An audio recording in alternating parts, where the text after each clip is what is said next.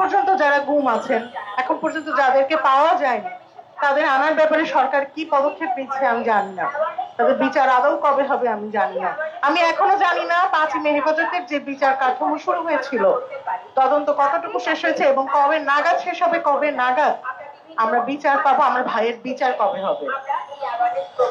ভারতীয় আধিপত্য বিরোধী বা ভারতীয় হেজিমনির বিরুদ্ধে আমাদের যে সংগ্রাম 2009 থেকে শুরু হয়েছে, 2009 থেকেই বলবো, 2009 বিডিআর বিদ্রোহ ছিল, এরপরে 2013-তে হয়েছে, 2013-তে আমার নিজের ভাই মারা গিয়েছেন রাস্তায়।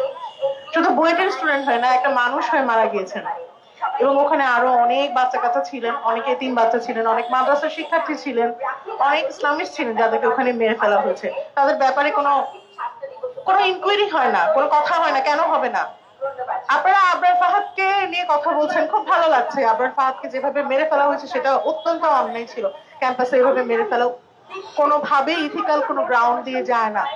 আওয়ামী লীগ গত 16 বছর অনেক কিছু করেছেন। সবচেয়ে বড় কথা, মিডিয়া চুপ ছিলেন। আপনারা চুপ ছিলেন জন্য আওয়ামী লীগ 16 বছর এই কাজগুলো করতে পেরেছে। কারণ আমাদের কাজ পর্যন্ত তো মিডিয়া আসতে পারতো না, কথা বলার কোনো সুযোগ ছিল না। আপনারা চুপ ছিলেন জন্যই আওয়ামী লীগ 16 বছর আমাদেরকে চুষে খেতে পেরেছে।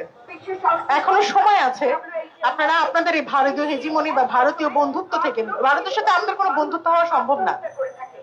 ভারত আমাদেরকে এমন একটা সম্পর্কের মধ্যে রাখছে যেখানে হাজব্যান্ড ওয়াইফের সম্পর্কও মনে হয় না। তো আমরা এই ধরনের সম্পর্ক ভারতের কাছ থেকে চাই না।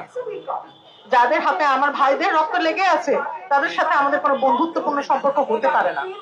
ধন্যবাদ। ধন্যবাদ।